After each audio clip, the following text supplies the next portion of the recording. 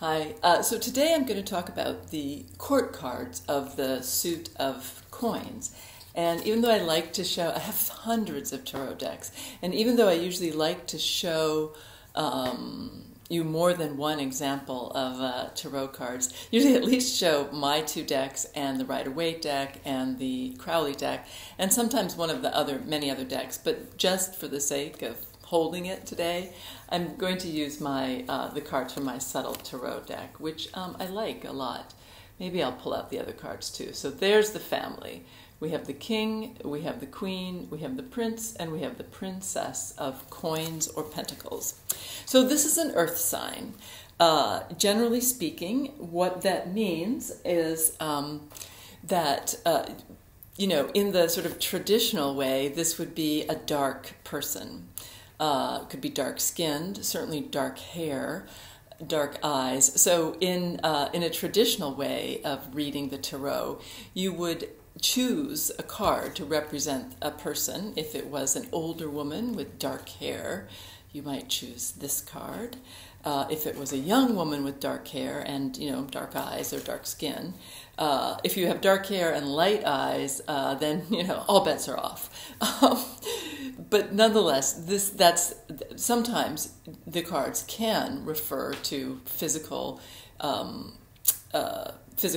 appearance in that way. Also, when they show up in readings, sometimes that can happen.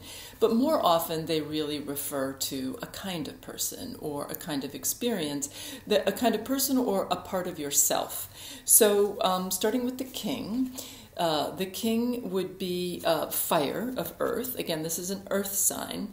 So generally speaking, the king of coins is considered to be, and I just saw and thought I would grab, there's the king of coins from my other deck. So you can see this is a man who makes a lot of money. He's got money, he's counting his money, he is doing well. It's a businessman. He's a businessman, and he's one who makes a lot of money. Reversed, it can show somebody who's a little bit too caught up in that or who is having problems with that. It can show that you're having problems with the amount of money that you're making. The queen is water of earth, and this is a very favorable card. She is somebody that water and earth go well together. So I'm trying to see if I can find, there we go. Here she is. That's the other one from mine. See, I said I wasn't only going to use one deck, but that's not true. So dark hair, there you go. And happy, comfortable at home. Usually, so we're thinking sort of Taurus, like nice clothes, but not like really super fancy, not flashy, high quality material. It's a sensuous enjoyment of the good things that life has to offer without overly enjoying it. It's really a lovely card if this card comes up for you, or if it comes up indicating somebody in your life. Usually it shows somebody who is happy and content with their life and has good reason to be. The prince of coins or pentacles is air of earth.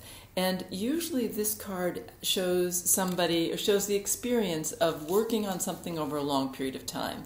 You can see the field in the background there, and here you have the idea of a steward of, kind of like the forest ranger, a steward of the land. Usually when he comes up in a reading, it indicates that something will take time to come to fruition. I don't know how to justify that with being the air of earth, but nonetheless, that is what it usually indicates. And usually somebody who's kind of quiet, but true, very true. All of the earth signs are famous for being true. Then finally we have the last card in the deck, the princess. And this is another lovely card, the princess of earth, the princess of pentacles, or coins, and she's like the seed. So I like to think of this as like, with the I Ching, it ends, the last hexagram is before completion, and the one before that is after completion. So the idea being that the book ends suggesting a new beginning. And that's very much the case with the last card in the tarot, the Princess of Coins. She's like the seed, like the new beginning that's underground. Often when she comes up in a reading, there is an idea or an experience or something. This is often about yourself. Usually it's telling you that to let whatever it is, to let the seed grow, not to go out and try to pull on the pulling on the shoots to try to make them grow faster. It's not going to work.